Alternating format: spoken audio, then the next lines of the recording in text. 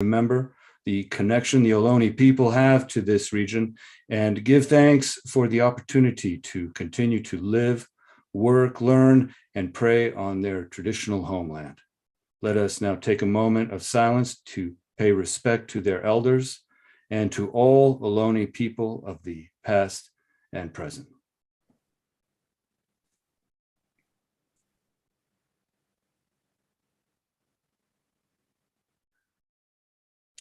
Thank you. Now for some words about our support. Poetry Center San Jose is a member-supported organization, that's you, and is funded in part by grants from Applied Materials Foundation, the City of San Jose's Office of Cultural Affairs, Knight Foundation, Poets and Writers, Silicon Valley Community Foundation, SV Creates, in partnership with the County of Santa Clara and the California Arts Council, and generous giving from Ann and Mark's Art Party and Brandenburg Family Foundation. Thank you. Upcoming events at Poetry Center San Jose include Well Read with hosts Joe Miller and Robert Pesich, co-sponsored by Works San Jose Art and Performance Center on Tuesday, March 8th, 6 p.m. That's Pacific time via Zoom, featuring the contributors to the anthology Poetry and Science. Reading and in-panel discussion following by a Q&A. And San Jose Poetry Slam, co-sponsored by Caravan Lounge, taking place every second Sunday of the month. And our next show is March 13th, 6:30 p.m., featuring Lene Reed, and Cultura Poetry Night, hosted by Elizabeth Jimenez Montelongo in partnership with La Raiz magazine, featuring Dr. Victoria Bañales and Gustavo Adolfo Guerra Vasquez. Stay tuned for information about other programs, including Poetry Lounge, Third Thursdays, Poetry Exchange, and Bashar, and the return of our monthly workshop, Poets at Play. You can get more information pcsj.org. And now finally, we congratulate, I'm going to do it again because it's good news and we need it. Santa Clara County Poet Laureate Tshaka Campbell, and welcome him as our 7th Poet Laureate. Tshaka is an accomplished artist and performer who has authored 4 books, Tarman, Muted Whispers, Tunnel Vision, and Stuff, and 3 music albums, 1, Bloodlines, and Skin, Volume 1. He has toured internationally and has been featured at theaters from the legendary Apollo Theater in New York City to the Poetry Cafe in London, England. Campbell has collaborated on a number of musical projects in the house, jazz, and blues genres, as well as national commercials. He continues to ask the world to, quote, listen different. Now, I'm going to give it up to Tshaka Campbell to introduce this morning's guest, Nikki Blak. Wonderful. Thank you. Thanks, Rob, for all of that. I always, I'm blushing. You can't see it, but it's all under here. I'm always it's strange to hear your bio read. Anyway, before we get into this, I just wanted to talk a little bit about Beautiful Black Books. It's a this is a reoccurring program where we're featuring Black writers in conversation and Q&A. You know, the core of this is to be a vessel of exchange. We want to bring Black writers to our communities and our communities to these writers to learn more about their sources and their inspirations that sort of drive them. You know, often say that as artists, we get chances to go out there and perform, whether it be Zoom in this space now or in person, but you don't really get a chance to go to behind the scenes, right, behind the curtain to see what moves the artists that just move you. So that's what this is about. I'm honored, I'm humbled, I'm proud to introduce Nikki. I'm gonna do a bio. Nikki Blak is a writer, a sociologist, a womanist, and an intersectional feminist whose art interrogates social constructs and affirms Blackness. Her thought, leadership, and radical education work centers marginalized and oppressed, work centers on marginalized and oppressed populations in the United States. As a celebration of her work, her likeness has been depicted in public art installations throughout Los Angeles for nearly 2 decades, with the most recent being a Michael Massenburg mosaic commissioned for the Metro Expo. She's the founder of the Interrupt series, a virtual workshop and lecture program dedicated to producing anti-racism curriculum and providing education and resources to interrupt racism and patriarchy. Born and raised in LA, Los Angeles, Nikki resides on unceded, and I'm going to try and pronounce this correctly, Tongva land with her partner and children, where she works to make her ancestors proud and leave a just, equitable society for her descendants. That is just like, that's just artwork. That is just artwork. Nikki, thank you for joining the show, particularly for joining during this month where we're celebrating women as well. First off, we know you're talking to us from LA, right? What part of LA? We all know how LA is so big. Inglewood. I mean, only the best city. There you go. There you go. So, I'm gonna jump right in. Look, we've been going through so much in the last I want to say 2.5, 5 years, just sort of in this bubble of what's happening. What's been your go-to thing for coping through the pandemic, coping through what we've been doing from BLM perspective? I don't know that I have one go-to thing. I think that, for a long time, I've been a fan of the Mary Oliver poem, specifically the line where she says, "What will you do with your one wild and precious life?" And, also asking myself the question, like, why was I born into this experience? I could have been at any time in history. I could be, in any place in the world. I could have been born into any family. I was born into this experience in this time, into experiencing a pandemic. It's so interesting. Like, that wasn't even in our minds, I think, like that we would exist in a pandemic. Right. Like, what do you do that? That's so weird. And we know that, people have historically, but like, I didn't see that for my life. So here we are. And so those two things, just saying, okay, why am I in this experience? What am I supposed to get out of this experience? What am I supposed to leave here for, right, whoever comes after me? And understanding that I don't understand or know what comes after this one wild and precious life. Maybe there's more, hopefully there is, but in the event that there is not, just making the best of my time, like my 3 minutes on stage, like what am I gonna do with my 3 minutes? Mm-hmm. So just using everything. I use everything. There's nothing that happens to me, around me, that I don't use. I use every single thing. So that's what's been getting me through, like just using, everything around you. Yeah. Yeah. It's funny because I just watched this, a mutual friend of ours, Donnie Jackson, just did this, starting a show called Letters, right? Or is it, no, it's Dare Someone. It's Dare Someone. And it's all these, sort of stars, and they're reading through these letters that they've received from fans where they've changed their lives.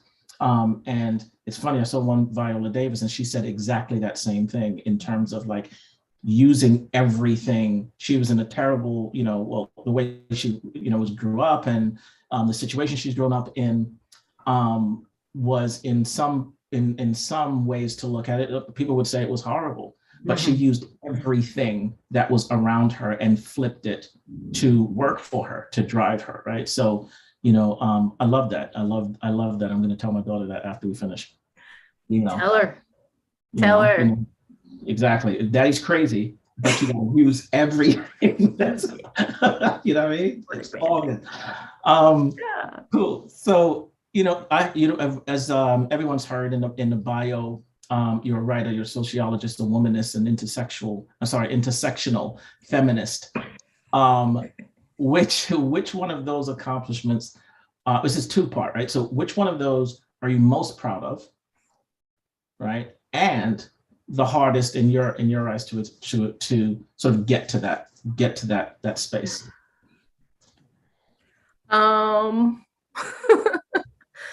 That's an interesting question. I think that and the thing about intersectional feminism, and then some people might call it Black feminism, and womanism are very parallel, if not the same, but I specify the two, I have my reasons.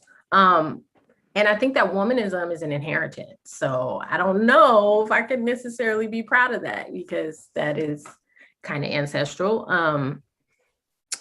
So I'm basically doing I'm eliminating, let me see. I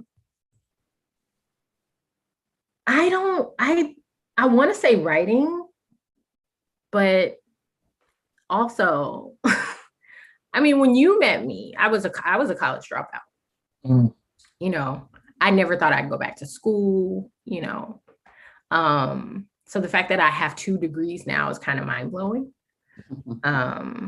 And so I guess, in a way, maybe I have to say I'm the most proud of that. And obviously, or not obviously, the reason why, part of the reason why I went back to school was to get it for my family, really, because my mom didn't get to, my grandmother didn't get to, my great grandmother didn't get to. So this is our degree. These are our degrees. I'm the only woman in my family with a college degree, and I have the highest level of education of either gender in my family. So I guess I'm pretty proud of that. That took some energy and some effort, and I'm also still paying for it. So exactly. And it's funny because you sort of led into a question that I was going to, a statement kind of question I was going to have, is that, we first met, I think back, I would say early 2000s, maybe. When we had razor phones. Yes, exactly. And I was proud of my razor. Yeah, that was back, wasn't it? And everyone has their sort of first impression. We always talk about sort of, how you come into a room, how you present yourself in a room, and then how you're sort of absorbed from that room. And I remember saying to myself, when it was either the first or the second time I met you, that I was like, here is someone is super confident. I felt, knows who she is and is unapologetic. I remember also saying to myself that she's an incredible writer that probably people are sleeping on. I remember saying, don't just listen to what she's writing or read what she's writing. Read what's in between what she's writing. It was for me, it was very layered. And then you add all that and wrap it up with this is someone not to be trifled with.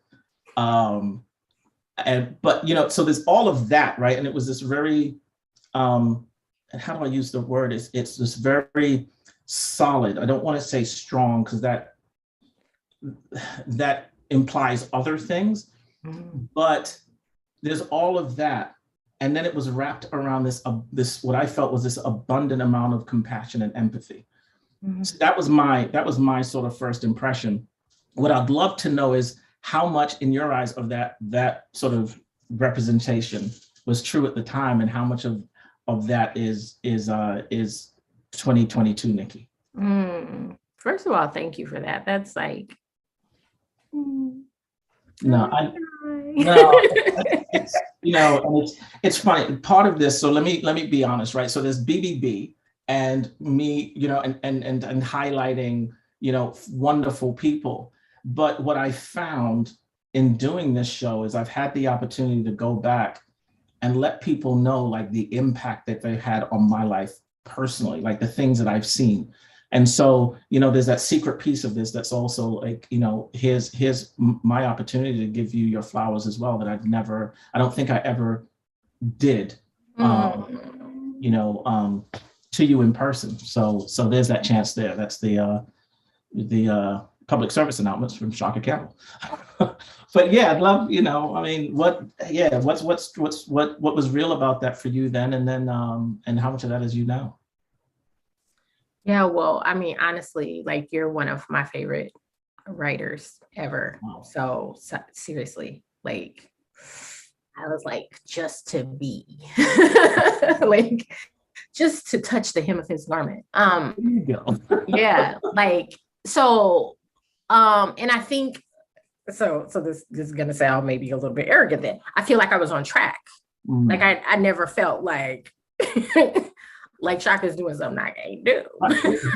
Exactly. I felt like I was in alignment with my vision. But yes, like, I do think I had an incredible amount of confidence that only came from the fact that I knew that I wasn't modeling my work after anybody's. And not that I didn't have influences, but I knew that I was being authentically myself, and that I also knew once again, like, my lineage. Like, I knew whose I was. Right. And you can't, like, my mom named me Nikki after Nikki Giovanni. So you can't step into the place and then be like, I don't know. Like, yes. There's a certain amount of confidence that you're going to have just based off of that. Like, my mother gave me that. And so I was confident in that part. But once again, okay, that was like early 2000s. I was in my early 20s. And who isn't insecure in their early 20s? So there was slam, like, yikes. Like, machines and beasts, like, things that I could never even imagine for my own performance or presence or writing.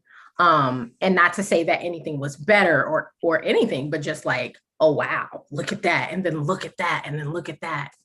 And so it can, erode your confidence, or at least like touch it a little bit. And so I think that yes and no, I had confidence. And also, yes, compassion.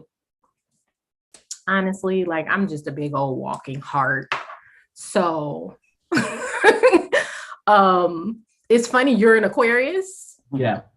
Yes, you're an Aquarius. And that is very different from a Pisces, but I have an Aquarius rising. Right. And so I think that's where the confidence piece comes from. But like the Pisces part is like, like, I am a born, like, activist. I was born an environmentalist. I was born, like, animal rights, like, just very an empath. And so I think all of that was really, really true. I think that I obviously am more of myself today than I ever was previously. So there's that. I love it. Well, in that, and then in that, and sort of in that vein, in terms of being comfortable with sort of who you were then and to where you are now, what was that like? How did you get there? I always think about sort of when I look at folks, especially Black women in excellence, like, how do you get comfortable? Do you ever get comfortable in accepting that moniker, so to speak? This is a story I don't tell a lot, but it needs to be told. I first started writing poetry when I was like, I think about 13 in 8th grade as an elective, creative writing class. Prior to that, I was not into poetry. Of course, I had memorized Still I Rise by Maya Angelou, because we had to in elementary school. Like, that was the first poem I ever memorized. But I didn't like poetry, whatever. But I always wrote. I originally wrote fiction as a child. I was a young Octavia E. Butler. Oh, yeah. And so, And so I wrote fiction and that was my thing. And I'm going to get a Pulitzer and I'm going to, I had literary aspirations. I started writing poetry and I was pretty good at it. Mm.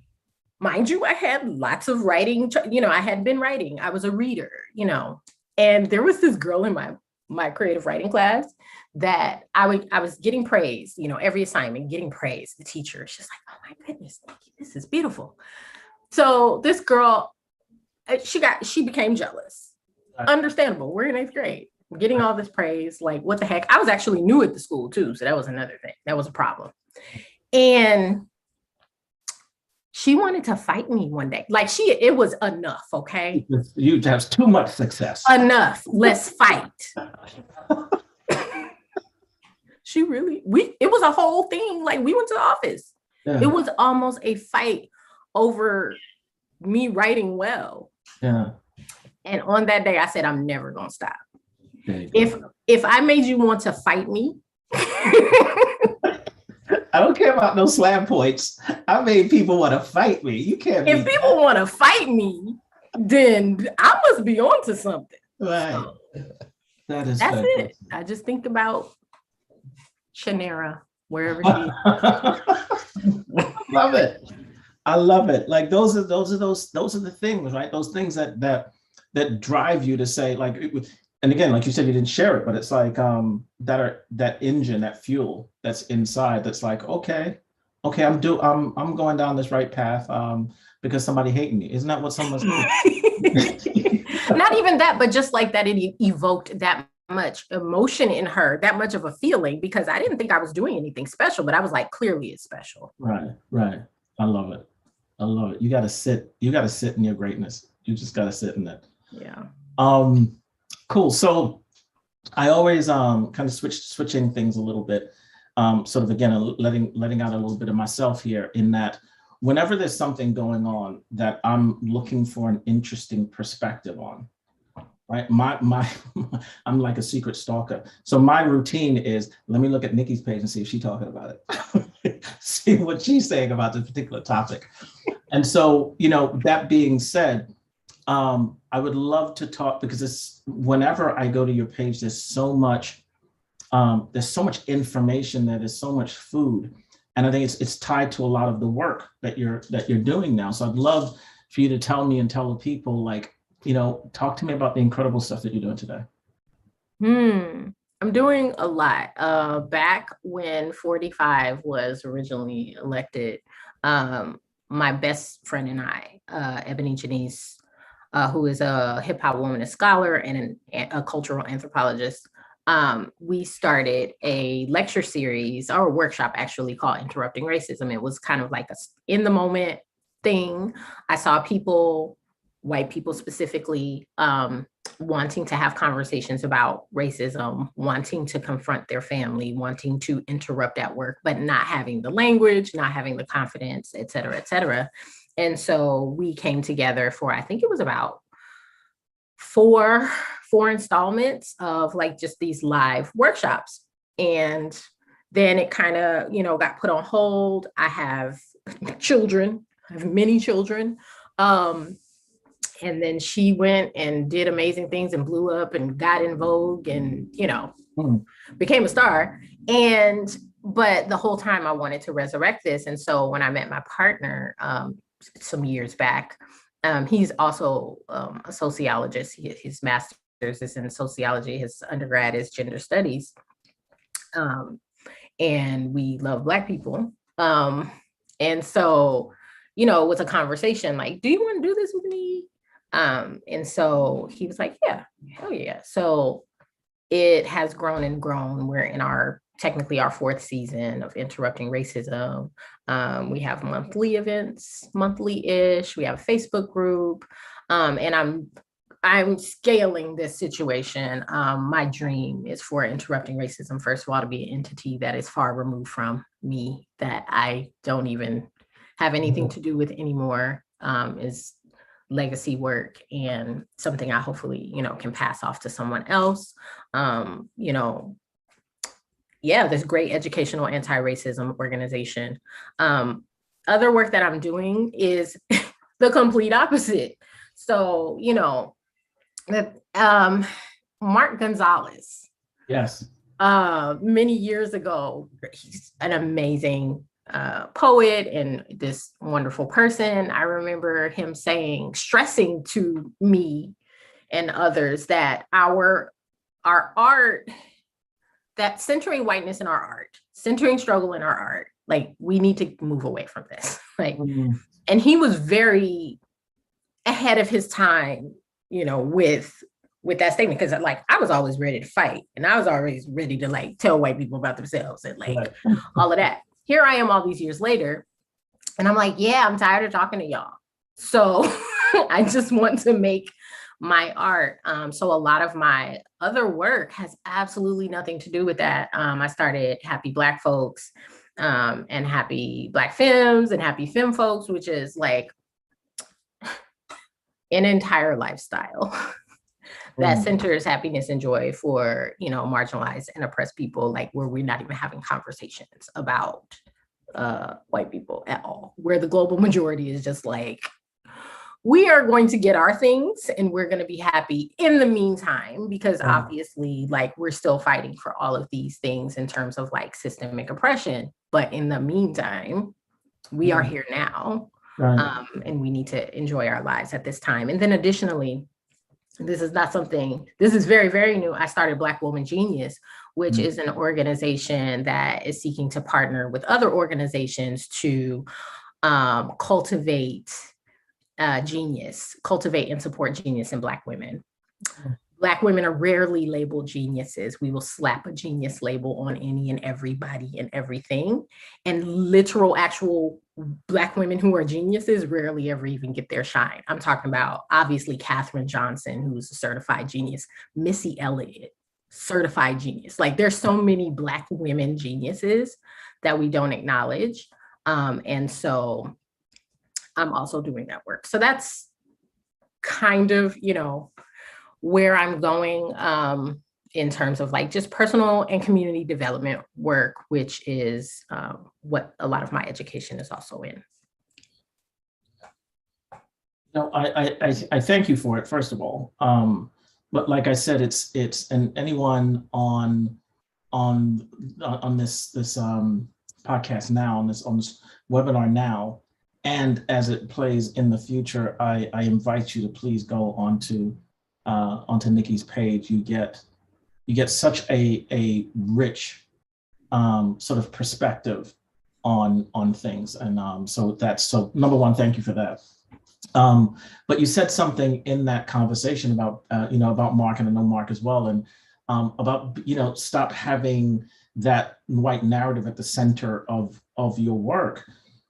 Like, how do you build that muscle, right? Or and part of the reason why I'm asking is because I find myself, and there's probably other folks listening too, is that I want to go write the poem about the firefly flying into the, just like some random, like, there's the hummingbird at my window, and I write it, and then I write another poem, and then something happens.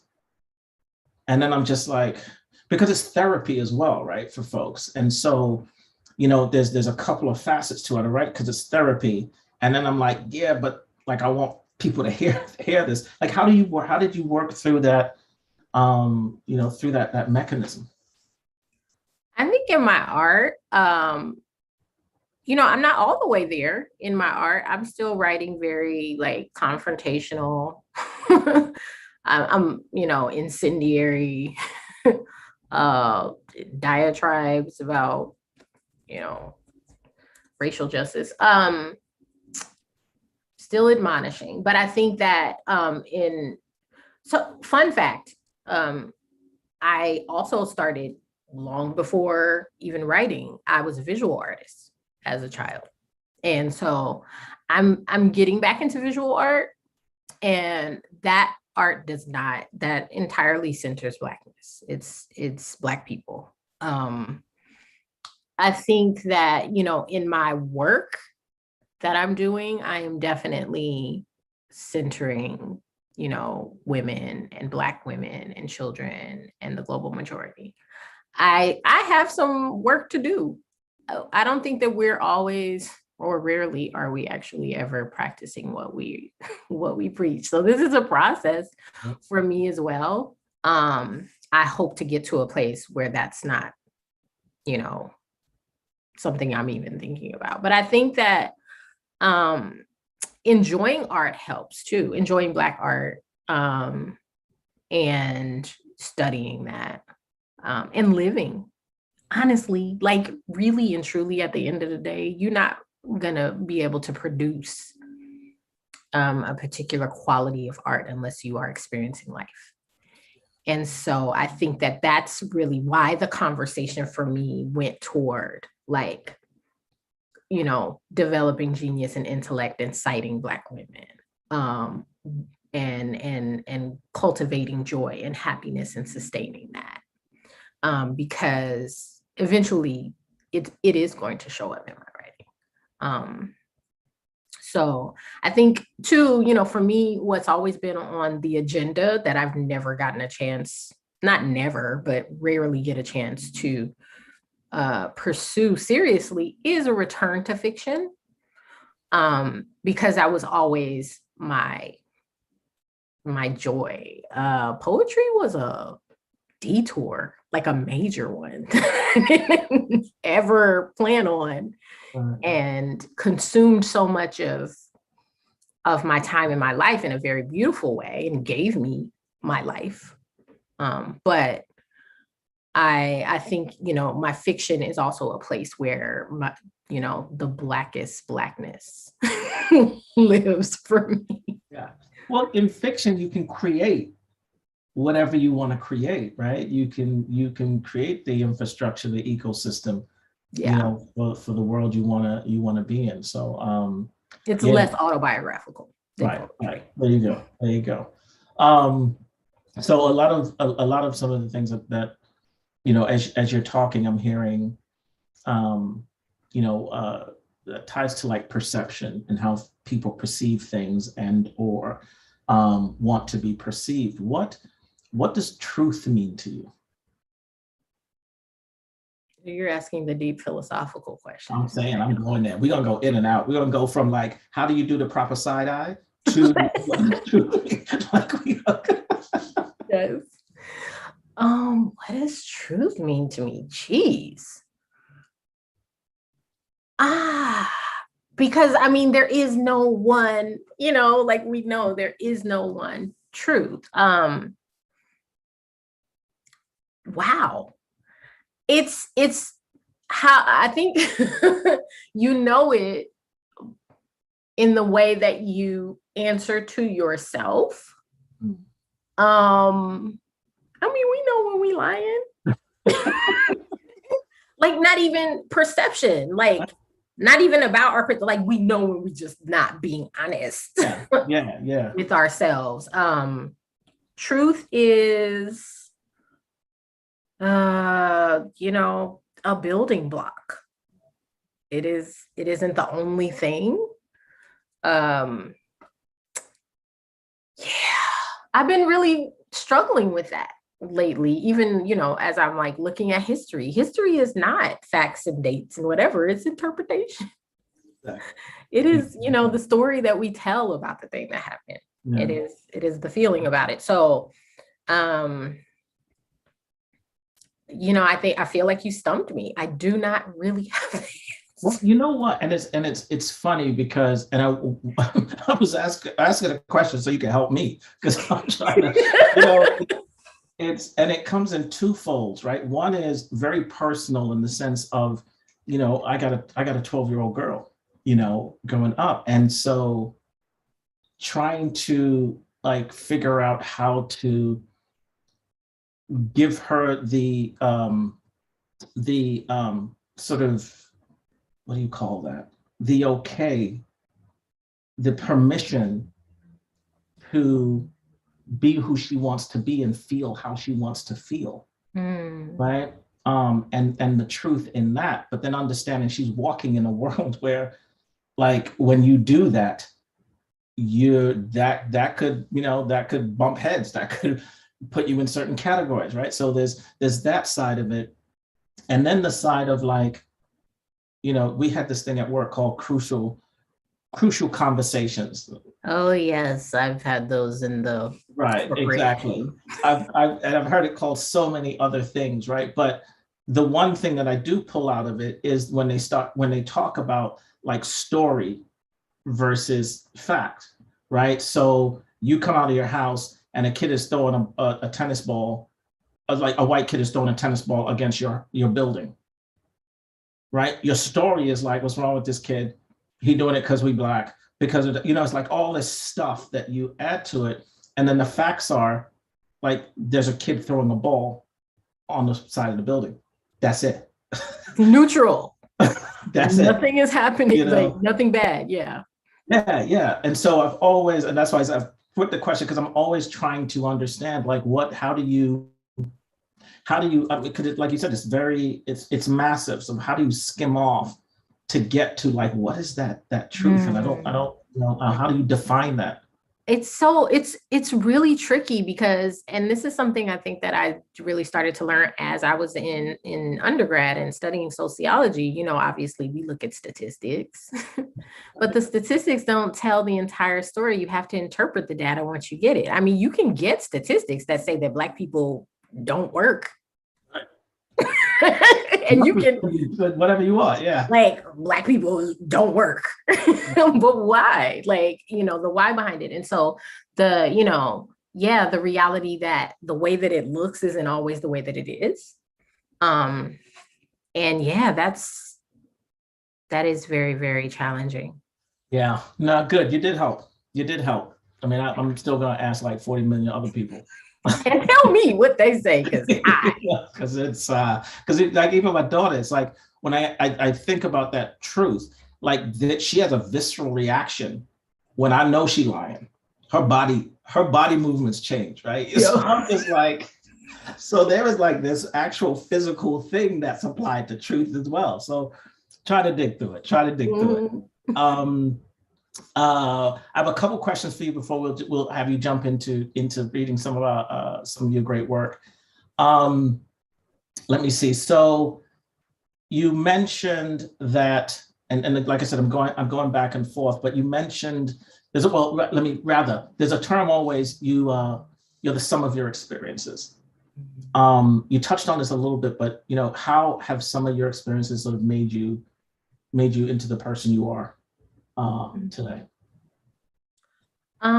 I think that while we can say, my empathy and compassion is like just something that I was born with, because Pisces, not necessarily true, right? I think that there's just something about being born into an experience where you see with your eyes and you then live like, oh, people are not poor because they want to be, or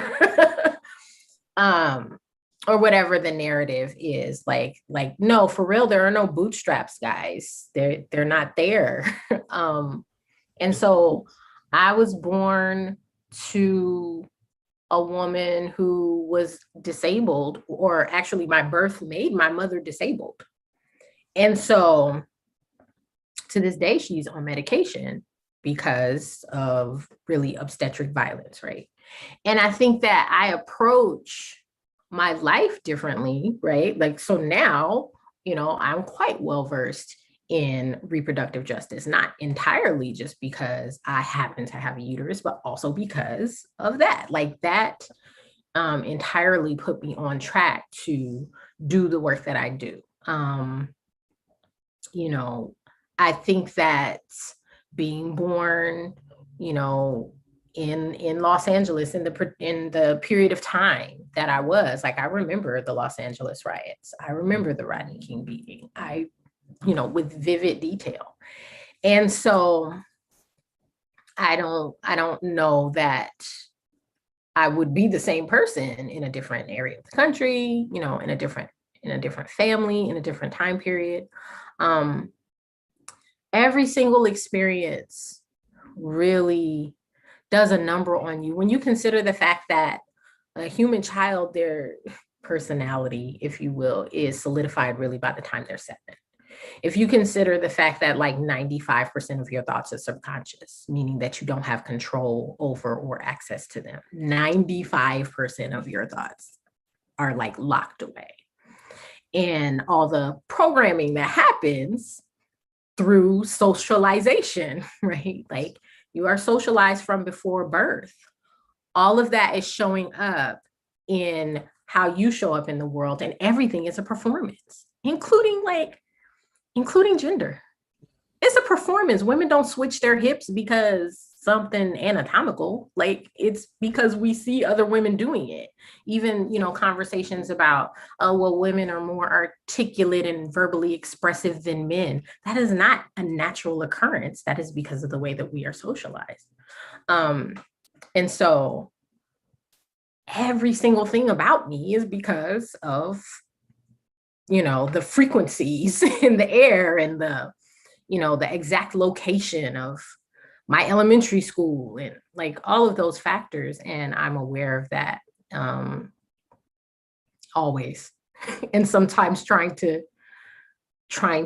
decode and or deprogram a lot of that as well.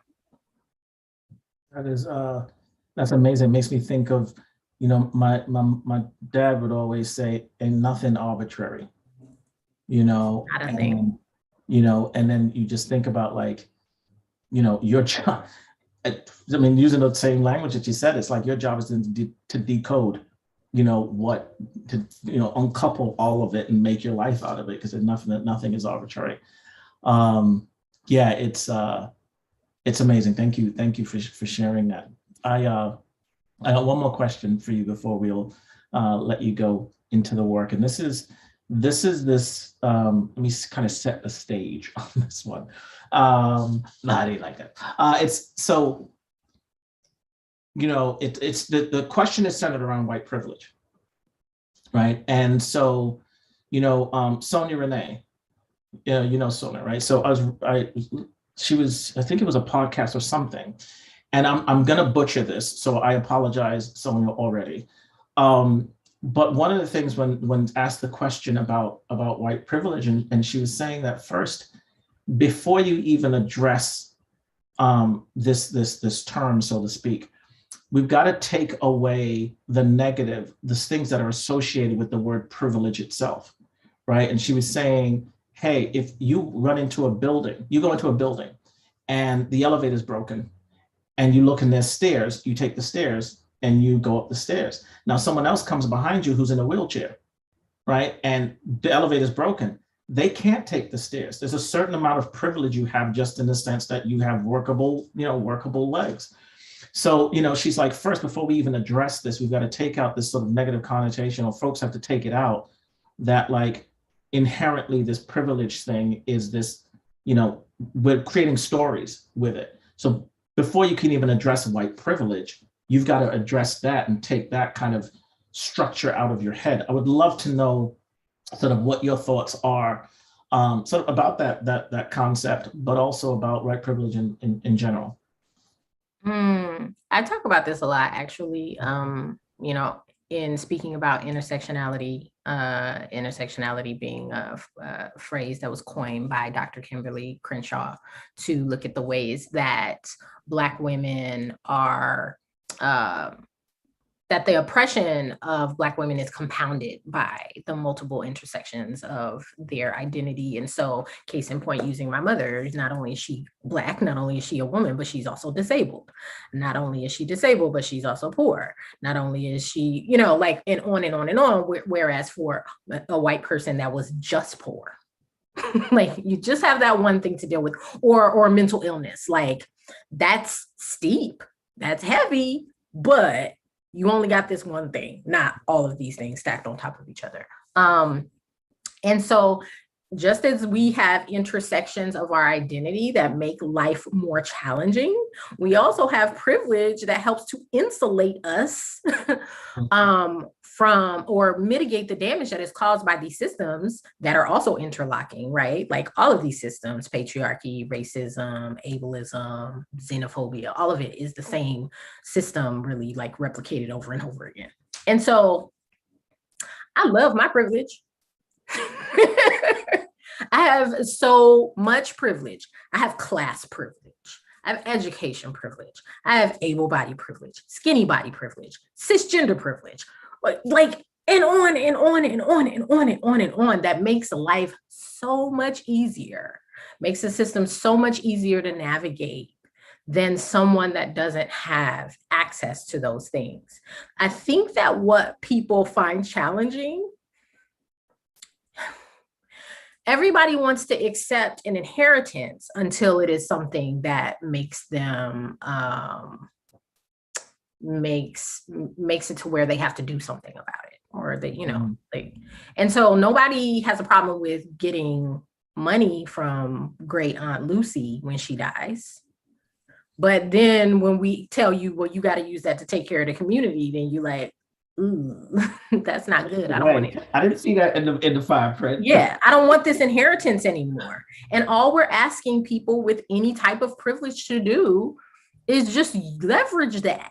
When you, as a you know, native English speaker, English is not your second language, or you are documented, or you are cisgender, then just leverage that for all the people here trying to come into the situation that don't have access to it. And so, you know, Alice Walker said that activism is the rent that I pay for living on the planet, and people just don't want to pay their rent. And they just want to be squatters. Right. And yeah. I don't get it. Yeah. So yeah, we are, we should be taking care of each other. Yeah.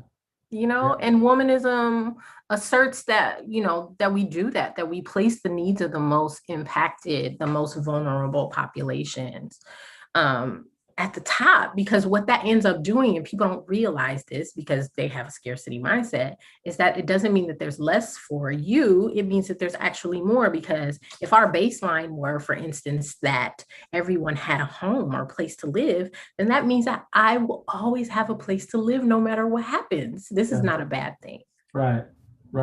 If you're starting from it, you know, it's like, and this is such a bad analogy, but it's like when you're in slam and someone who's well known walks into the slam and you say, oh, they starting off with an 8. You know, anywhere that goes from there is built on top of it. So if This is great. the foundation is at 8, we starting at 8, so we're gonna go to 9, 10, 11, 12, you know, etc. Yeah. We want that score creep. Thank you.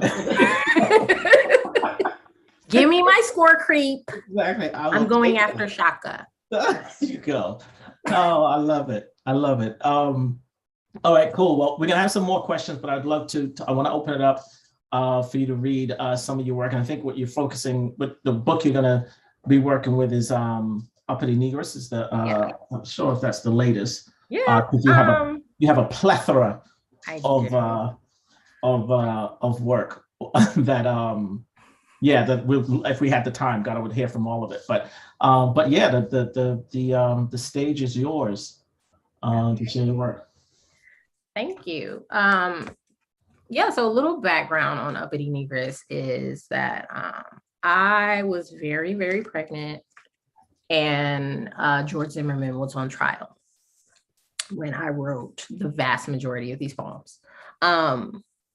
Super fun fact, I was at the first BLM meeting ever, randomly.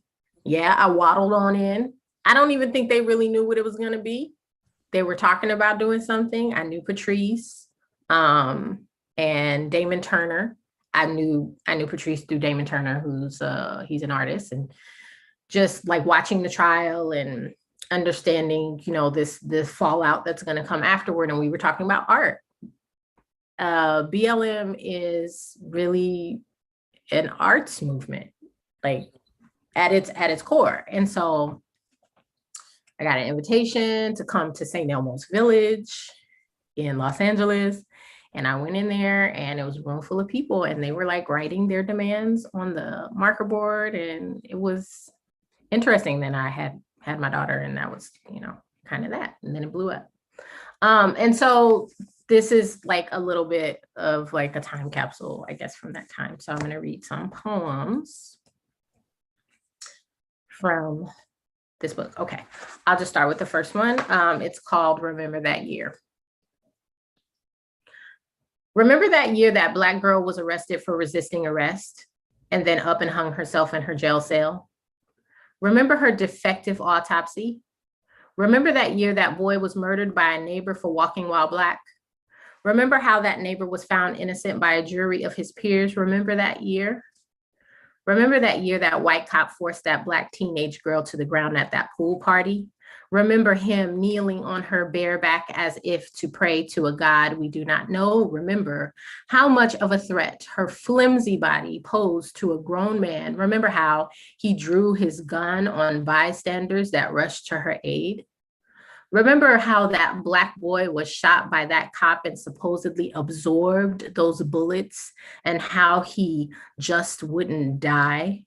Remember how he died? Remember how his body baked for hours on the blacktop in the Midwestern sun? Remember that year? Remember that year when that little Black boy was playing in the park and that squad car did a drive-by on him? Remember that year Baltimore protested peacefully and a militarized police force answered with violence? Remember Ferguson residents in their own yards being tear gassed and attacked by the police? Remember that year residents of an LA neighborhood gathered to question the murder of one of their neighbors at the hands of LAPD and were attacked by police dogs? Remember that year an LAPD cop pressed the muzzle of his gun to an unarmed Black man's heart and pulled the trigger? Remember that Black man shot in the back by the cop? No, not that one. The other one. No, the other one. Not the Fruitvale Station one, but the other, more recent one. Yeah, remember that? Remember that cop that didn't stand trial? No, not that one. The other one. No, the other one. Not the one you're thinking. The more recent one. Yeah, remember that? Remember that cop that got paid administrative leave after he killed that Black man? No, the other one. Yeah, that one. Remember the one Black guy who was breaking up a fight and got choked to death by that cop? Remember that year? Remember that year all those churches with the Black congregations were mysteriously eaten by flames? Remember those 4 little girls that were destroyed in that church bombing? Remember those 9 Black folk who were slaughtered in that church shooting? Remember that year white folk fought tooth and nail to keep the Confederate flag waving in the southern breeze for heritage's sake? Remember that year white folk fought tooth and nail to keep the right to own slaves, I suppose, for heritage's sake? Remember that year humanity roared about the senseless killing of one African lion, but didn't so much as squeak about the senseless killings of African descendants? Remember that year that jazz singer wailed about the Black body swinging? Remember that year that Black man was tied to the back of a pickup truck and dragged to his death in Jasper? Remember that year that Black man crashed his car, asked for help, and was murdered on the spot? Remember that year that Black boy whistled at that white lady and was never again seen alive? You remember how his mama kept his casket open, how she wanted the world to see what they had done to her baby. Remember that? Remember that one girl, the one that was arrested for resisting arrest? Remember when her mama said, "Once I put this baby in the ground, I'm ready. This means war." Do you remember that? Remember that. Puzzle these bodies back to life. The exploded skulls, the crushed vertebrae, the ravaged chest, the headless torsos, the dislocated joints, the dog-bitten limbs, the laboring lungs, the smashed voice boxes, the rivered blood. Marry these souls back to their flesh, disappear these wounds. Oh, and if you can't, then tell me what is natural? What is human in response to this onslaught of terror? How should I eat? How should I rest, exist, reproduce, make polite conversation, make art, celebrate the 4th of July, smile in your direction? I do not have another cheek to turn. I do not have another church for you to burn down, another Black boy for you to consume, another Black girl to feed to you. I do not have the energy to endure ignorance, to defend my Blackness, to educate the privileged, and to survive America, all while remaining in my right mind. We can choose only one of those things for me to do. I do not have time to be polite. I do not have patience to sweeten my tone, to ask, to say please, to bargain, to prove myself worthy of basic rights or even my life. I have cold hands. I have a hurricane heart. I have a glinting machete perched on the ledge of my teeth. Don't make me have to speak to you about this, not one more time.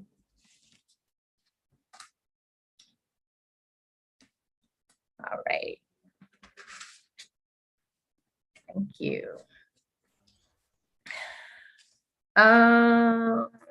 This poem, and I also need to make sure like I'm keeping time.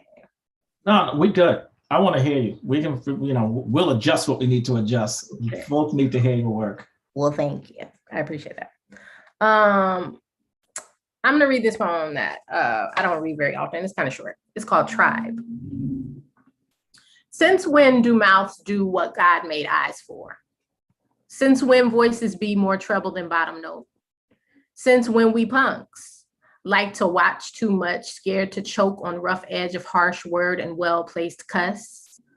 Since when we mute? I don't know that tribe. Those ain't none of my people. All I know is a siege of rectified spines. All I know is we clutch a flock of answers always. Our lips be windowsills. Gunshot us question. Bet your target heart we got ricochets kicking their way out of our throats. This poem is called Black Privilege. I feel like I read it every time, everywhere. And it actually has a bell hooks quote. At the beginning, so. In a racially imperialist nation such as ours, it is the dominant race that reserves for itself the luxury of dismissing racial identity, while the oppressed race is made daily aware of their racial identity. It is the dominant race that can make it seem that their experience is representative. Bell hooks. It is only now, I was 31 when I wrote this, that I've come to learn the true texture of my hair, how it ripples, coils, battles gravity in its natural state, how it loves avocados, olive oil, and the rain. It must have hated me, wielding a hot comb, a flat iron, a blow dryer. It must have tensed up at the mere mention of a relaxer. After the procedure, it fell into a deep depression, lost weight, became lazy, laid down across my scalp like a murdered body. And when it decided it couldn't take it anymore, committed suicide, throwing itself to the floor root first. If I were 100% myself at all times, I might be unrecognizable. It is often that I turn down my melanin slightly before I leave the house to a less potent, more tolerable level. This betrayal of self is due in part to questioning one's own validity. It is also a survival tactic, as too much Blackness arouses suspicion, initiates feelings of discomfort in others, causes them to call their safety into question. Surviving the wilds of post-racial America, my color knows this lesson better than we know what to call ourselves. Too much Blackness will make others imagine something sinister under the protective cover of a hoodie worn in the rain. Will transform a wallet or a bag of Skittles into a dangerous weapon. Will turn your back into a perfectly placed target. Your dead body will be discarded after it has been drug tested. No one will wonder what happened to you or bother to find out who you belong to. It is easy to go missing, easier to miss an opportunity for employment, for education, for a suitable, safe place to raise your family. It is a puzzling juxtaposition to be Black in the world, to be both invisible and conspicuous all at once, to be irrelevant, disposable, hated, hunted. It is confusing to be informed of your color as often as possible, then assured that it doesn't matter, treated as if you stole the air, ridiculed when you express concerns that there may be more to what appears to be systemic injustice and cruelty reserved especially for everyone that looks like you. It is absurd, this perilous life, the many massacres that will wrestle your kicking spirit into the tomb of your body if you are pliable and silent, the fires you will set if you speak, the way the world will come at your neck because of the threat reloading in your eyes, your skin, a deserted dark alley, the lack of compromise in the chamber of your throat, a seance stirring the bones of every dead African slave in the ocean.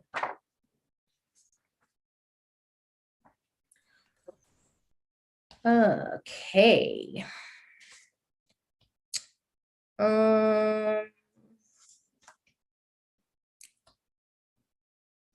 Trying to see. Okay, I'm going to read two more poems. I came into this like not really with a plan, but I have ones that I read all the time. So I'm not gonna break tradition. There's this poem that I read all the time that I really enjoy and I want to share with you all. It's called Some Days. Some days all I can do is try. Some days got to pray a body out of bed, got to coax into some clothes, got to work hard to make some easy happen. Some days be turbulence before the sun gets high. Some days be apathy, some days be needing somebody bigger than self.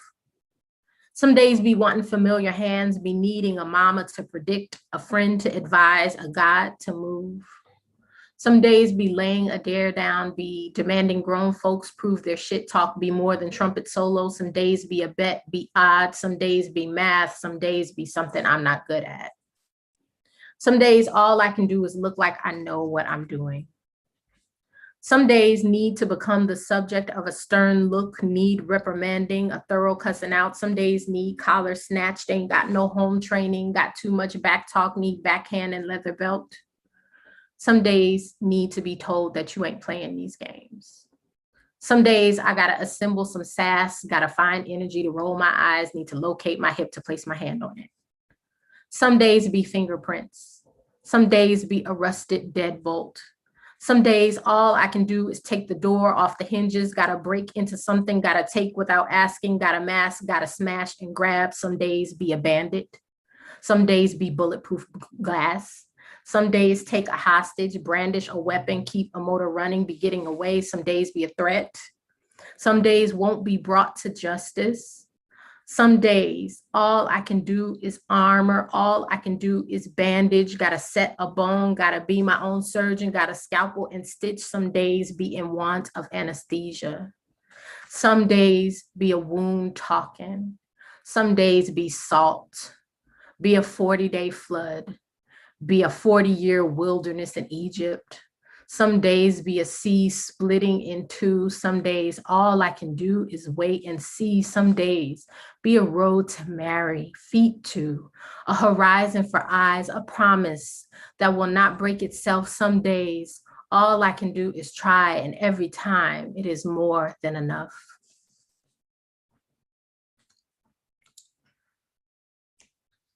All righty, so. This last poem is, I feel like, I don't believe in poem introductions really. I feel like your poem is the introduction, like whatever. But I feel like it's important to add context to this poem because one of my favorite genres is horror. I love horror. I think I watched Night of the Living Dead when I was like 4 or 5. I'm the baby of my family. I'm the baby. And so all my cousins were older. Yeah. So I have a cousin that's about 10 years older than me. And he thought it was a good idea. And so, so I grew up reading, I've read all the Stephen King. I read all, and I love sci-fi too. My mom's a Trekkie, like, so I love speculative fiction and horror. And, you know, my fiction often does contain those elements, but poetry, not so much. And so this poem, I channeled this poem, which is what I do, I think, with all of my poems. And I was so excited about it because I was finally able to bring horror into poetry. So I feel like it's like my pride and joy, but y'all be the judge. I mean, you can't tell me if it's my pride and joy, but I'm saying, like, if this is the crown jewel, okay, if this is what I should be known for, it's called White America Does Not Want to See a Zombie Apocalypse. Okay. White America does not want to see a zombie apocalypse, does not want to see the ground become a wound and swallow all that is above it, spilling its rotting contents of walking corpses. Native American burial grounds trample beneath your steel and prefab construction, under gated communities, below your schools, beneath your churches, your havens, your exclusive places, churning with reanimated bones of a million tribes disrespected, pouring into your homes, ascending your stairways, ambling through your foyers, loitering in your family rooms and your lovely kitchens. Littering your floors with flecks of decay come to cannibalize your precious white children, here to colonize your cul-de-sacs and idyllic tree-lined streets, here to ransack your guts, approaching to introduce you to these teeth white America does not want to see. A hunger that cannot be reasoned with. A hunger that cannot be fire hosed. A hunger that will eat a dog. A primal instinct that cannot be corralled by law. A primal instinct that cannot be intimidated, a primal instinct that cannot be tasered, an anger that cannot be choked out, an anger that cannot be tear gassed, an anger that cannot be imprisoned, an agenda that cannot be miseducated, an agenda that cannot be dissuaded by propaganda, an agenda that will not be satiated by any offering other than blood. When the dead have risen and you're responsible for their condition, oh, America, the raw, pulsating fear. White America does not want to see Black boys murdered, returning in droves. Doesn't want to see that strange fruit climbing down from the branches of the poplars. Doesn't want to meet strength that will not diminish. Groaning mobs, looting flesh, hulks at your driver's side doors, wrestling your firearms from you, wrestling your appendages from your torsos. You don't want to see these demons revitalized by your bullets, absorbing everything you can unload, absorbing all the lethal force your police departments deem unreasonable. White America, you don't want to encounter something unreasonable, an event impossible, an army unnatural. When the dead have risen and you're responsible for their condition, oh, America, the raw pulsating terror. You see the error of your ways now as the meat is being stripped from your bones. You see how stealing is wrong only after your homes have been invaded by skeletons breaking closet doors off their hinges. You see how it feels to be murdered, to be devoured by something you can't control, to be ripped apart, to be gulped whole, to be erased from the earth, and have no one remaining to mourn for you. White America doesn't want to see lower Manhattan's dead Africans, a forest of 1,000 rotting arms erupting from the ground, pulling tall buildings down as they reach. All these box cutter claws came to crash your planes. All these putrefied slave remains come to occupy Wall Street. All these bloated Atlantic bodies thirsty to replace the salt water in their veins with the river of your arteries. Breadcrumb your entrails from backyard to graveyard, your body, a paintbrush they will use to mural the town red. The town is burning down around you, and white America does not want to see. Hopefully, the undead will have the courtesy to remove your eyes from your head before they die. Wow. I mean, look, thank you first of all. Thank you. You know, I mean, it's just, you've always amazed me. But sitting here, hearing you again, put me back in the space of you have a way, and there's only about 3 people that I know that I've seen from a poetry perspective that can do this, but you have this way of giving folks conversation, right? And then when they get up, like their entire insides have been burnt completely, it's ash, right? You know, because there's like folks that, like, as they're telling you the poem or you're hearing the poem, you're feeling it, right? And it's like you're pushing back and it's giving way. And the way your work reads is just like, here, take this.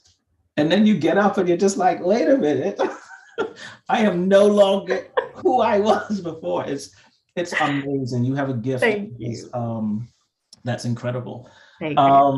I'm gonna do one question before I get into my quick fire rounds, right? But because I want folks to know, right? There's uppity Nikkis, but there's also all my exes want me back, which I love.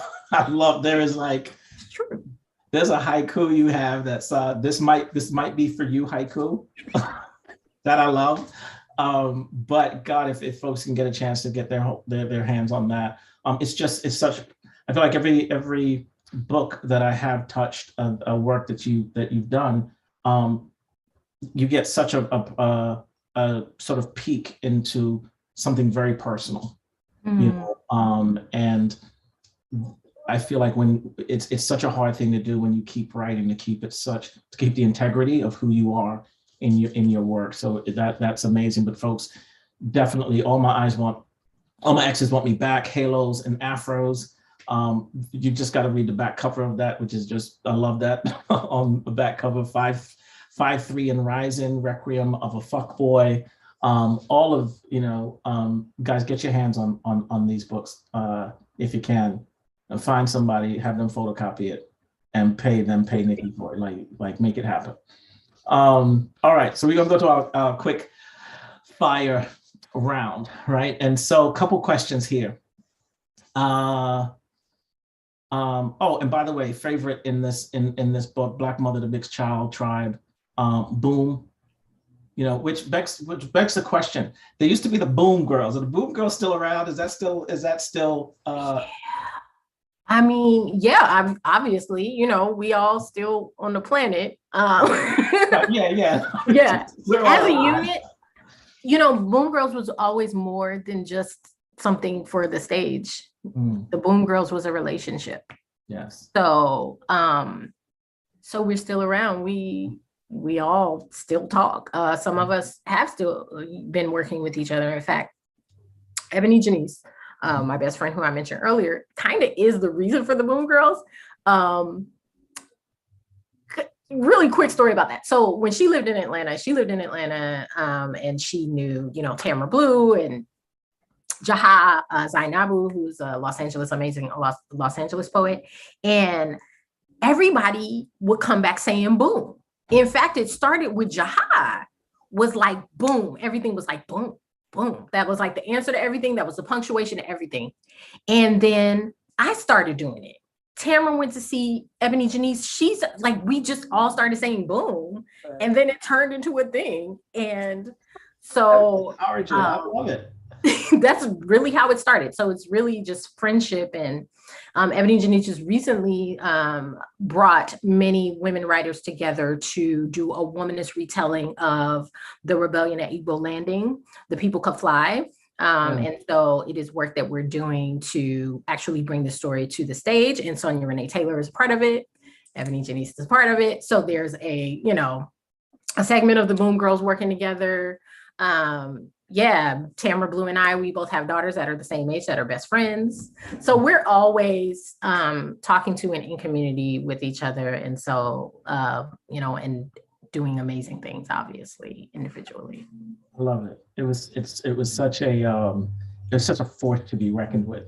And it was a beautiful thing. So I'm just so in an environment where things can get so disparate and things can get so disconnected, the fact that you guys are still sort of an entity is fantastic.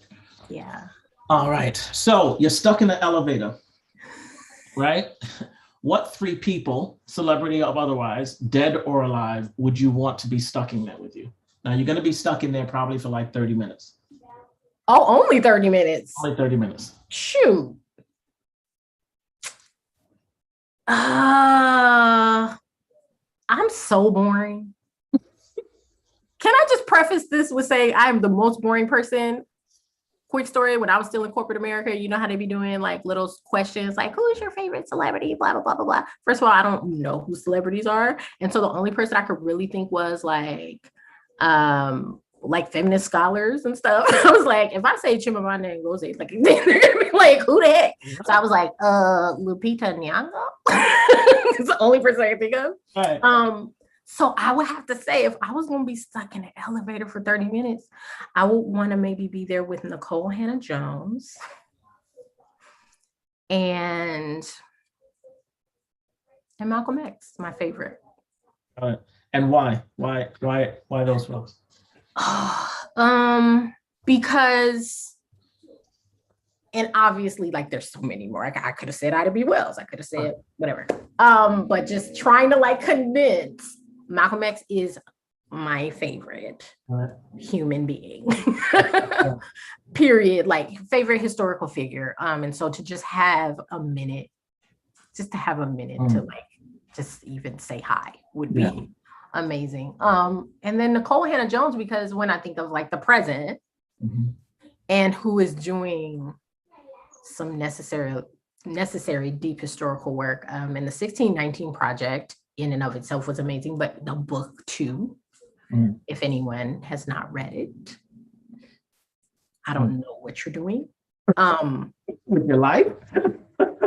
Like, what are you even doing? No, seriously, it's the history book. It is you actually really don't even need another text kind of, because it's so dense and it has everything. And just when I think like maybe something got missed, there's a chapter and I'm like, it's there, like it's all there. So the brilliance, just to have a brief conversation with her, to just be in the room with her, that brought that together and gave us that gift, would just be so dope to me. And she's fly. Like, I just think she's wonderful. I love it. And this is fine because it's supposed to be quick fire, right? So it's like whatever comes to your mind. So yes. Dave Chappelle, Kevin Hart, or Eddie Murphy?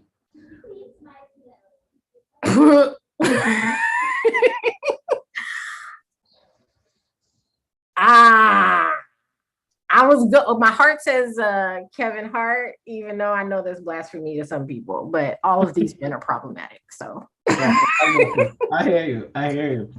I'm gonna cut this one in half, right? Because GQ does this thing where it's called the GQ moment, and they talk to folks and ask them what are the 10 things they can't live without, right? And they say everything from, I've got this, there's my hat, and I've got this, Bose speaker that works in the shower that I take everywhere with me, right? So for me, I'll let you go with 5 of them, but what's the 5 things you can't live without? Internet. Okay.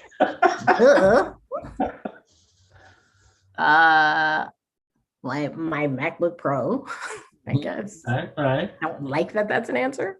Right, but look, it's a tool that's needed, right? I mean, I need it. Things. Okay. Because I'm going to people. Like people, but that's not the question. My Yeti mug. That keep your drinks hot. I got 2 more. Probably washcloths. Love it. That is such a Nikki answer. I love it. And geez, Right now, Your earring collection? Sorry. Because I know, right? Honestly, truly, oh, sweatsuits. okay. Sweatsuits. Okay. Okay. Good. I love it. Okay. Next question for you is if your book was so it's two parts. If your book was a civil rights activist, uppity negress, who would it be? Ooh, ooh, ooh.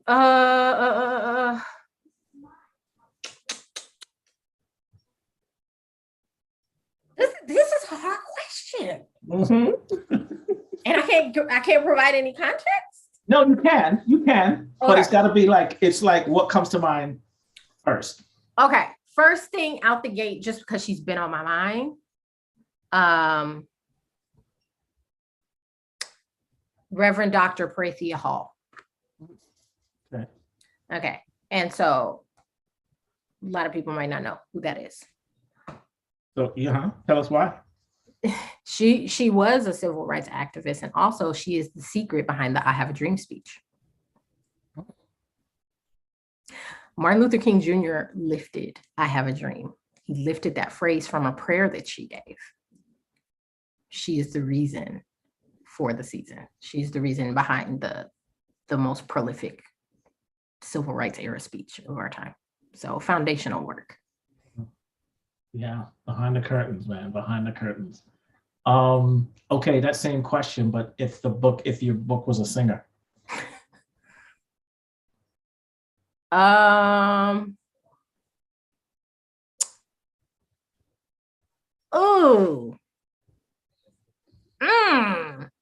Layla Hathaway. I don't know. That's Layla Hathaway. Oh, that's interesting. I don't know. Layla Hathaway. All right. Y'all gonna have to look that up. For y'all that don't know Layla Hathaway. Okay.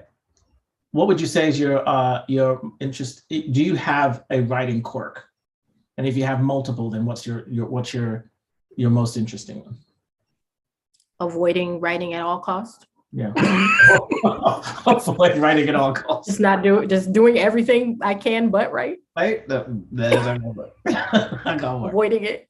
Avoiding it. That's the interesting quirk. Well, look, you writing anyway, even on your posts is poetic. So there's that. Thank you.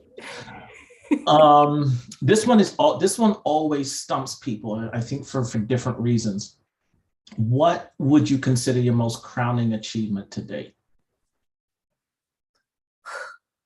Most crowning achievement to date. I raised an adult human. I mean, I raised a person she here. Yeah. She's 22. She does not live in my house. She is in her right mind for the most part. And she's a decent person. And I think that is my best work. And I will agree with you 150 million %. You get flowers and a whole flower shop for that. Thank you. I love flowers. You gotta lose one of these. Kendrick Lamar, Andre 3000, Black Thought. One gotta go. This is when I talk about systemic oppression, like this kind of stuff. This is just wrong. That smacks of settler colonialism to me. I think I gotta lose one, just one. Just one. I know. Okay.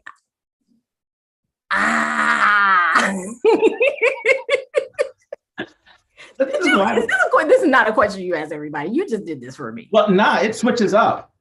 But I did ask some of the questions, but like this is super important because you gotta lose one of them. I'm really having anxiety. Okay. I'm gonna have to explain this because this is going on the record. No, I don't want nobody to come get me. I'm gonna say Black Thought. Let me tell you why.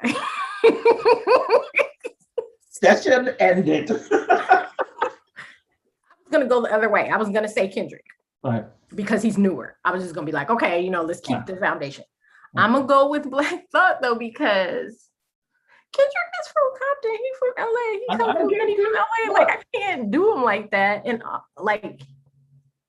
I feel like his work has been a little bit more impactful for me. Obviously, Black Thought is a Black Thought, but right. No, look, your reason is your reason. I've gone back and forth with this, and I will always say Thought is the GOAT. But to your point, the stuff that Kendrick has done is more widespread. You know what I mean? So it's had more exposure for folks to hear what he's saying, whereas Thought is still, I don't think no one can touch him, but it's still underground. Thought is still underground. He's still underground. And I just feel like content wise, like actual lyrics, not style, not flow, right. Not whatever, right. But like actual, like the lyrics, I'm gonna have to go with Kenny. Okay, I got you. All right. What else do I have here? What does your daughter think about your writing or the work you do? It's really interesting. I don't think she knows me as a writer, really.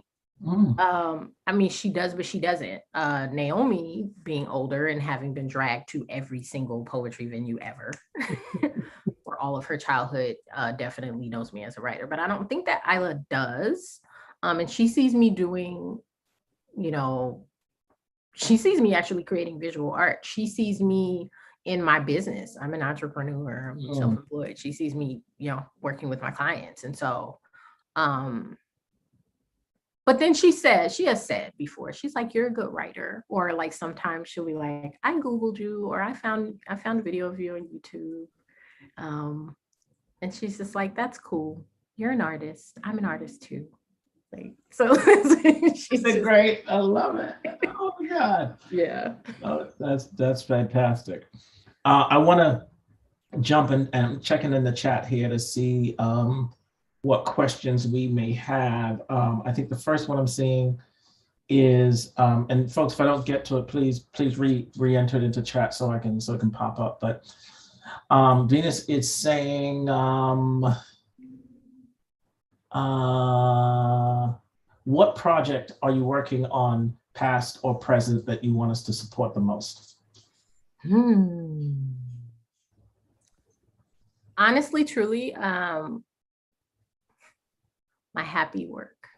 I call it happiness work, or a happiness creation. And it has like a more formal name, is Happy Humans. And there are, as I explained earlier, like different segments to focus on that specific needs of individual groups of people. I feel called to that work. I feel like that's healing work, and I never thought of myself as a healer before, but I feel like we need that. We are struggling. People are struggling so much. And so my vision for that, like, I want to build apps and, have communities and curriculum. And that's the work that my heart is actually in, like, to the point of, like, I have an LLC, like, for a whole company. Like, I do whole other work that I'm shutting down to just focus on happiness work. That's how serious I am about that. And so, yeah, that's what I would love for you all to support more than anything. Get people to even do that. I'll go to your posts and such, and sometimes you ask people, to write something or say something, etc., or share an experience and such. Like, how do you get folks to stop to even think about their happiness? Because it's hard. It is such a struggle because we don't want to face it, honestly. And we are so distracted, especially in a capitalist consumer society. And we think that our problem is something else. We think that once we get the car or the successful business or the relationship or lose that 20 pounds or whatever the thing is. We think that once we get it, we'll be happy, and we are never happy once we get there. And it's, is it Alice Walker has a quote that says, make sure that the present you are constructing looks like the future you are dreaming. Basically saying that the way that you journey to the thing is the way that you're going to experience the thing. So you can get $1 million tomorrow and you will still be just as miserable as you were the day before you got it. If your journey to the $1 million was not a happy one, if your journey to the $1 million was stressful, even in, so I have a business, I help other people with their businesses, and it's not easeful. They are so stressed out building this business. And I'm like, so you think you're never going to do it? Yeah. Never going to be happy. You're always going to be stressed out. And so the secret, I believe, and it's hard to get people to see this, is like, once you get the happiness, like the happiness is the thing you got to get down. And then that is actually your gateway to all the other things that you say you want. It's there because it doesn't exist outside of you. It's literally within you. You have everything that you need to do whatever you need to do. So I think I'm still working that out. There's a lot of like psychology in there, and there's also quite a bit of social programming. Nothing in the society is structured to support us in being self-sufficient, in being happy. Actually, it's designed to cultivate this feeling of lack within us so that we can continue to like buy the things, so yikes, pray for me, y'all. Well, I hear you. It is a righteous endeavor. And like I said, sometimes, and again, this is all me coming out, right? It's sometimes I'll go there just to at least get into the mind frame. Like, I didn't do the exercise because, of course, I got 60 other things to do. Exactly what you just said. I have time to do it. But at least, like I said, for me, it's always about a muscle and getting that muscle stronger. And so, I go there and then get that sort of get that food, and then I take it with me. So the first time it was just like, oh, I'm seeing it, that's cool, right? Then it's like, oh, I should do that exercise, and then I throw the answers in my head. I don't write it down, but I'm in my head, right? And then throughout the day, I'm like, oh, that goes to the list. You know what I mean? And so I got to do it my way. Right. But it is a for lack of a better word, it is such a righteous endeavor, because we can get to the whole, like, I know that journey is necessary, but just to find my way to I see the road, but I'm over here. I got to get to the road to get on the path. Yeah. Exactly. So yeah. Thank you for that. So again, so Venus got all the questions. So Venus has another one. It's how do you protect free thinking Black women so we can make it to the future? Yeah, because we are in the future. Community is the way, always. Honestly, community is the answer to everything. It's the answer to patriarchy. It's the answer to police terror. It's the answer to everything. And, we have to create our own safety. And I'm blessed. We are blessed to be in a time where so many Black women are doing very deep work to cultivate communities and to, support Black women and Black people. And so I just think tapping into all the resources, but definitely, like, you have to be in community. There's an African proverb that says, if you want to go fast, go alone. If you want to go far, go together. Yeah, that's right. Yeah. Yeah. So that's the key. And I'm learning every day, like, what's the next step? What's the next thing? In my reading, for instance, I don't read anything by white men. I don't. I don't. Even when I was in school, I would, if given a choice to read a text that was not by a white man, I would, and I expressed to professors why. But in trying to read about anything, whether it's the brain or, child development, whatever. Even though there are more Black people doing that work, even though there are more Black women doing all kinds of work, the research is usually done by white people. And even like the books by Black women are citing, work by white men, just because that's just what's there now.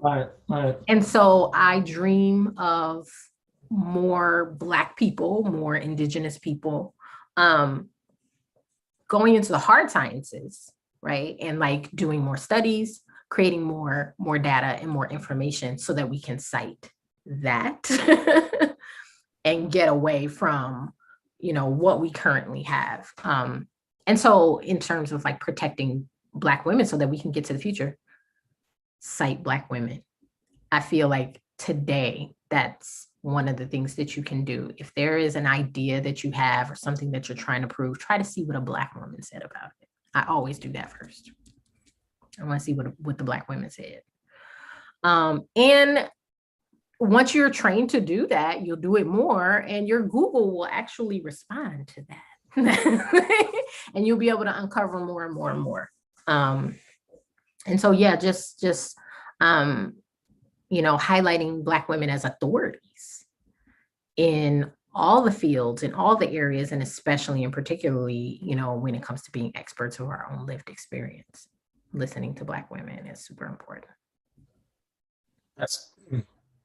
I was having a conversation with a little one the other day, and I was trying to get her to, I don't know how I was getting at the answer to this, but it was, we're talking about legacy, right? And the whole idea of, how many cultures, even in the cartoons she's seeing, how many of these cultures, when they delve into them, talk about saying the names of relatives, of ancestors, because saying the names makes them real, puts them in the atmosphere, and so they then live on. So I guess in terms, right, if you're citing Black women, like that is now another foundation piece that's sort of in the world.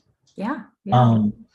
There's a quick fire round. There's a quick fire round that I'm going to do, but I do have another a question for you. And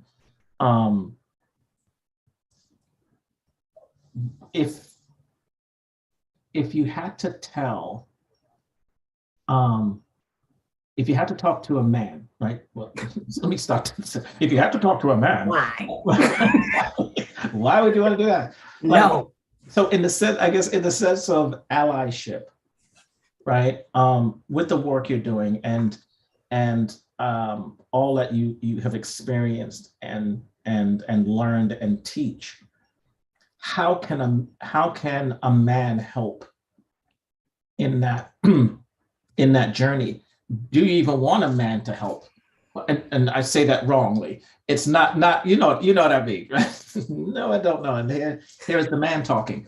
But I guess the only way I can parallel it is like when you're trying to do the work or trying to work with a white person who wants to be an ally, and like you said, to give them now the language to help with that. What does that look like for men?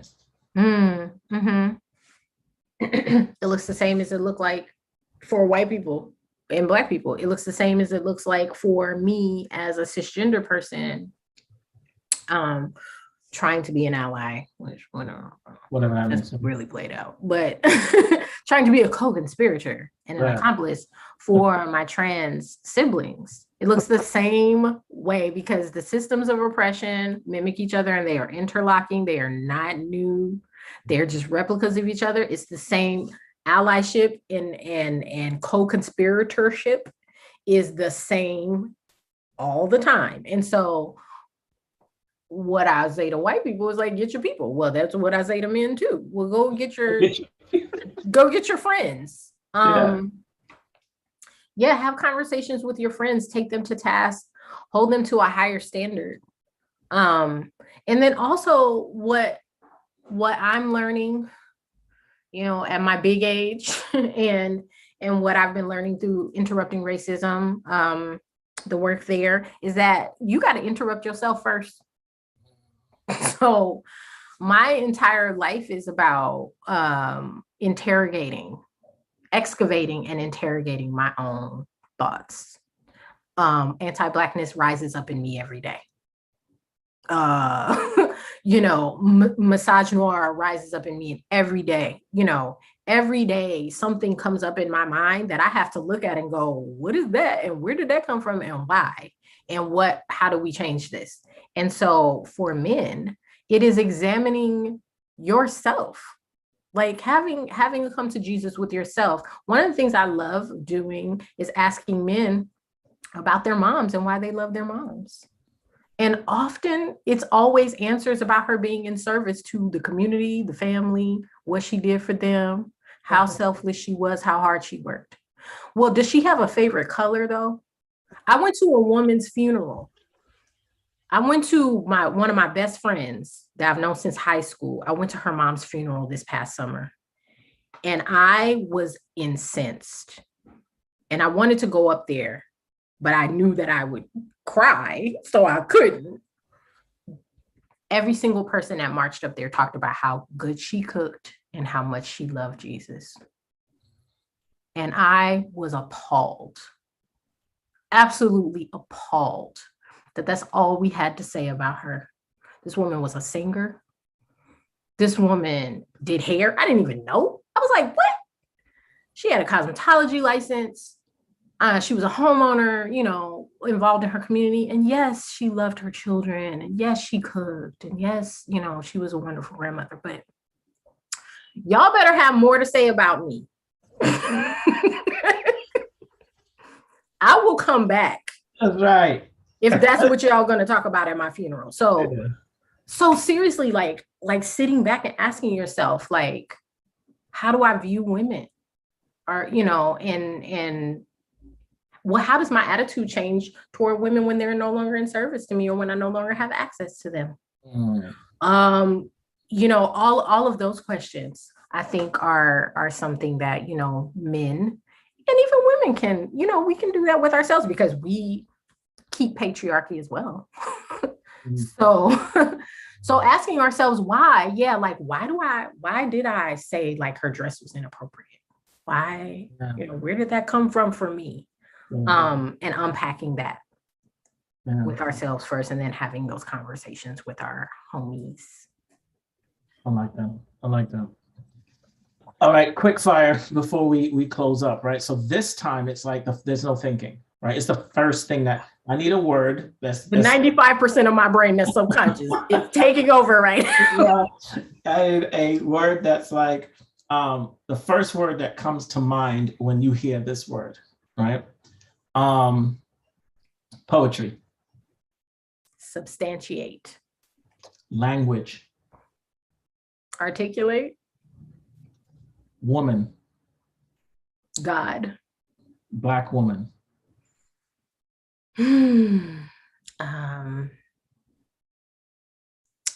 Earth. Mother.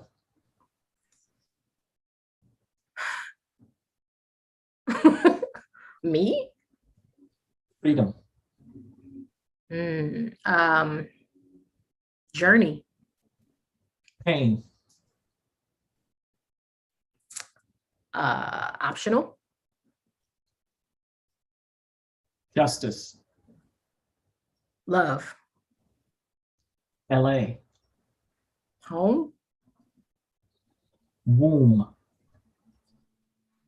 Ocean. Religion. Building. Africa.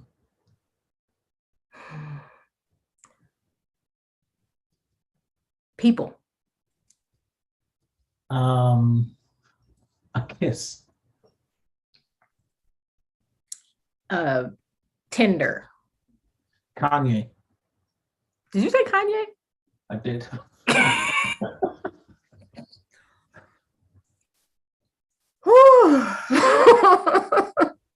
Yeah, I just threw that one in there. Oh, Jesus. That's it. That's a word. That's it. There it is. There it is. And the last one I will have for you is soil. Roots. Gotcha. Wonderful. Well, I'm gonna do, because we have 7 minutes. I know I just want to check one more time to see if there were any other questions in there. And then just some more. Venus says she loves the proverb, community is the answer to everything. Cite Black women as authorities, saying the names will make them real, so they live on.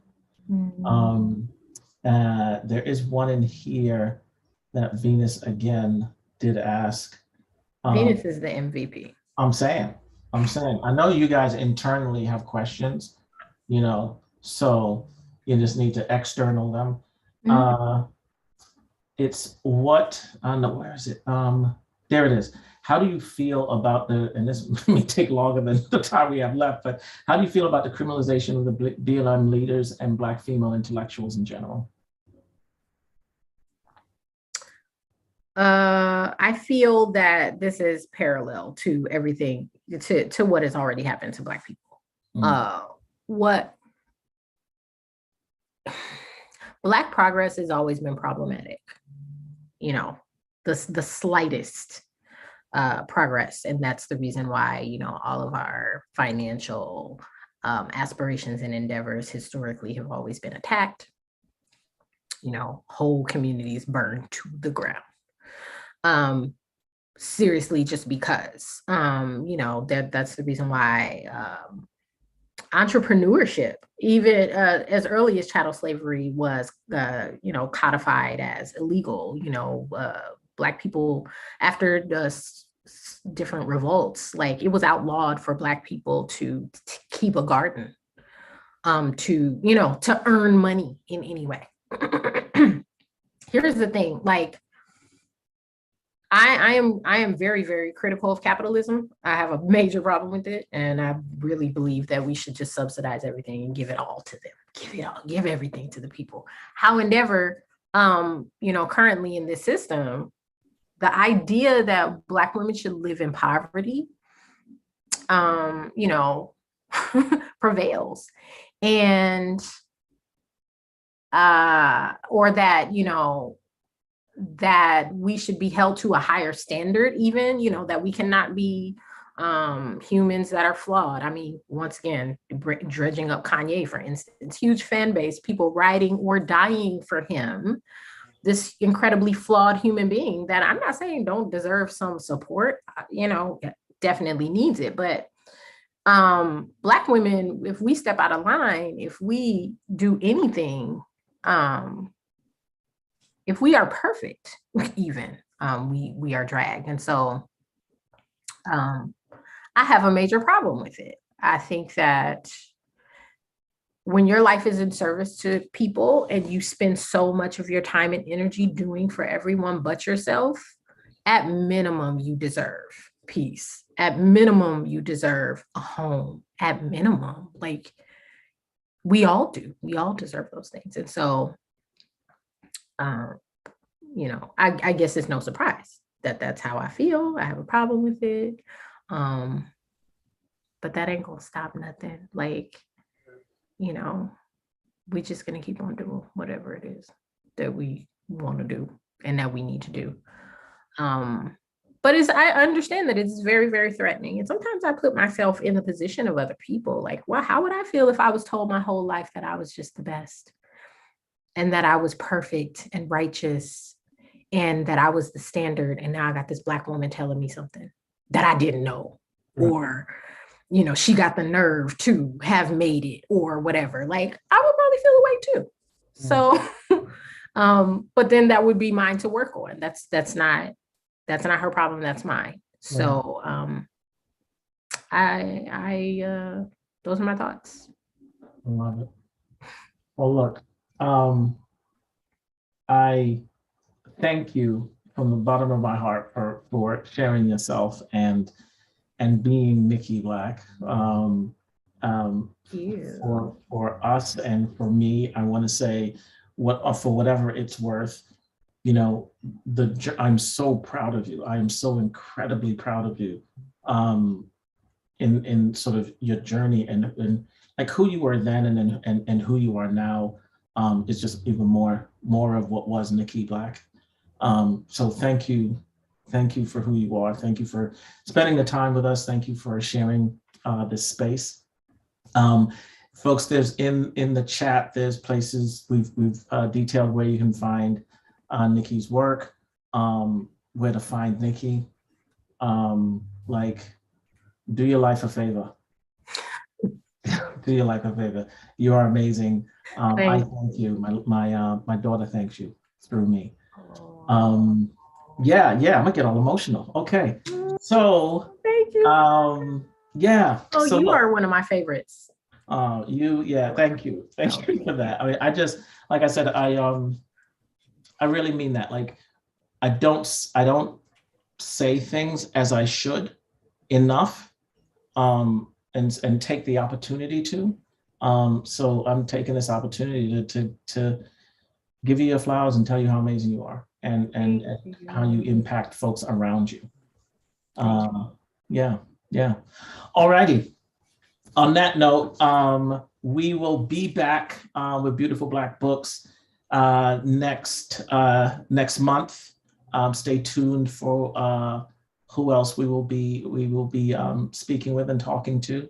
And I hope you've in this you've learned a little bit about Nikki, you've learned a little bit about yourself, and that you, as I always say, you listen different and you walk out of here with more than you came in with. All right, all. Thank you so much for the time, and